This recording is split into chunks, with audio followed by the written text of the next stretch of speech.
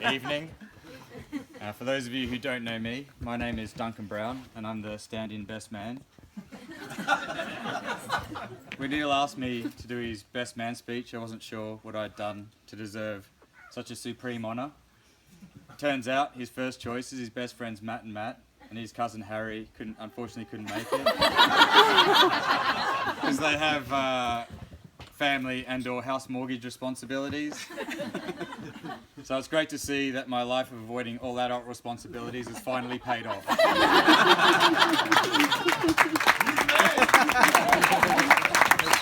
Seriously though, it's an honour to be here with you all today.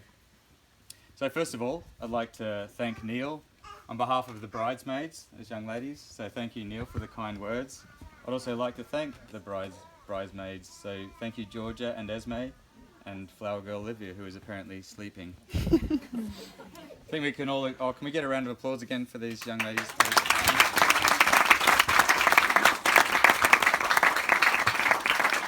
I think we can all agree they've done a fantastic job supporting Hannah on her special day. And speaking of Hannah, doesn't she look amazing tonight?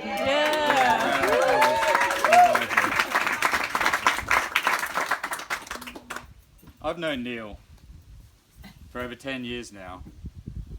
I believe Neil is going to make an excellent husband. So today, I'm going to share with you some of the reasons why I believe this to be the case. First of all, I believe Neil will make an excellent husband because he's just a really nice guy. I mean, look at him, will you? What can I say? What a lovely bloke. Now, I wouldn't say Neil is boring, but he doesn't really have a wild side either. His stag do, or bucks party for the Americans, was on a canal boat that had a top speed of around 2 miles an hour.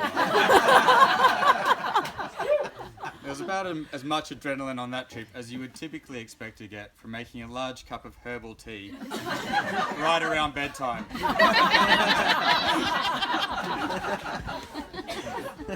In fact, there was only one moment on that whole trip when we were completely surrounded by females.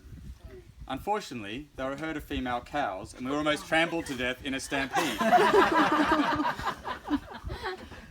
If it wasn't for Neil using his cousin Harry as a human shield, he could have been seriously injured. Now, according to Neil, he was just trying to make sure Harry didn't get lost from the rest of the group amidst the panic. So, thanks to Neil's heroism, we all managed to make it out alive. See? Neil's a really nice guy. That's why he'll make an excellent husband.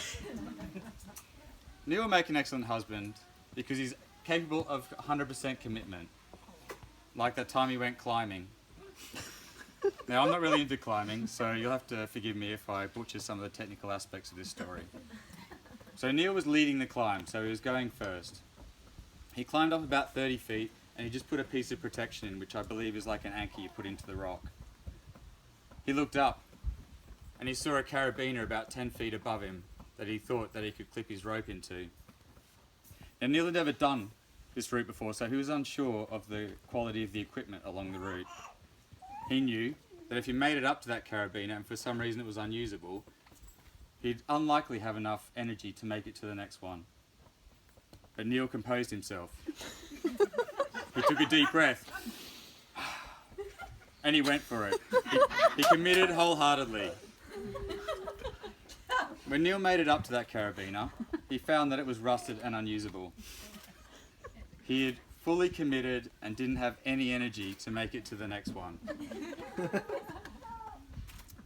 At that point, it seemed as if the situation was dire.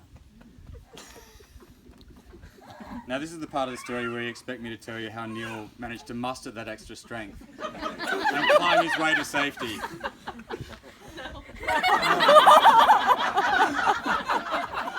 Sorry, folks. He fell. Splat! Neil fell all the way to the ground and had to be airlifted to hospital, suffering from minor spinal injuries. It's okay, he's alright, he made it. It's fine. Neil is capable of 100% commitment. That's why he made an excellent husband.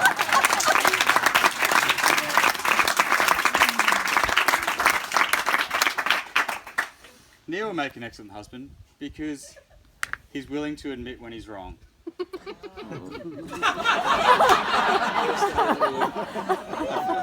A few years ago, Neil and I took part in an event with a couple of friends of ours. The challenge of that event was to hike 100 kilometres through the Yorkshire Dales, which for those of you who are unfamiliar, are some of Great Britain's most beautiful countryside. The goal was to hike those 100 kilometres within the 30-hour time limit. With such a long distance to cover, if we were to have any chance of success, it was vital that we equip ourselves with the best clothing and equipment available on the market. Me and the other two members of the team showed up wearing clothes made out of the latest, lightweight, breathable, state-of-the-art material. Neil showed up to the starting line wearing jeans. There was over 100 other contestants starting the event that day. Guess how many were wearing jeans? I can wait. That's right, just one, Neil. The other two members of the team and I implored Neil to rethink his denim-based strategy. He wouldn't have any of it. I prefer to wear jeans. I feel comfortable in them, he said. Well, fast forward 26 hours and 80 kilometres later, and those jeans had almost completely disintegrated right off his body. What started off as a small hole around the groin area eventually developed into a gigantic hole around the groin area. Unfortunately, after 80 kilometres, Neil was forced to pull out of the event with an agonising knee injury. It's impossible to know whether the jeans were to blame for that knee injury. But I think we can all agree they probably didn't help.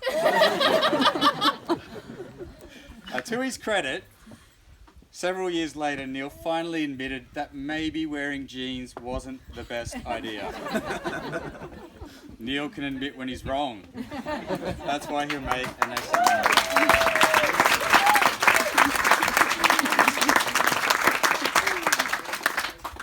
Now, I hope today I've convinced you that Neil has many qualities that will make him an excellent husband. He's a really nice guy. He's capable of 100% commitment, and he's willing to admit when he's wrong. Now, even with all of these great qualities, there's one quality that Neil has that sets him apart from almost everyone else that I've met. Neil is genuinely one of the most generous people I've ever met. In the several years I've known Neil, I've been lucky enough to be the recipient of his generosity on many occasions. For example, there was the time he let me move into his flat after I broke up with a crazy ex-girlfriend. There was the time he let me tag along with him and his friends for a 2-week tour around Scandinavia. And there was the time he drove me to work every day for 3 months because I'd fractured my spine diving over a bonfire at his dad's farm. That's a long story. You're not going to tell that story? No, you tell that at my wedding.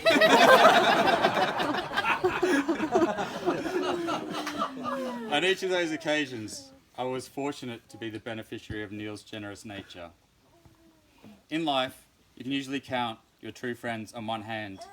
I'm very proud to call Neil Wiltshire a true friend.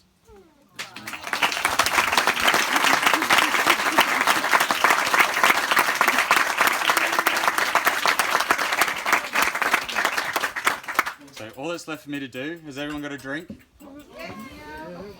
Cool. Get some drinks. Can we, or pretend?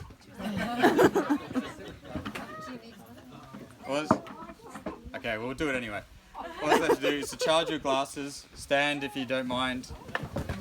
I don't know if this is a tradition in this country, but it is where I come from. And join me in wishing Mr. and Mrs. Wiltshire a long and happy life together. If I could all Cheers. Cheers. Cheers. That's it. Thank you very much. Round of applause for Duncan.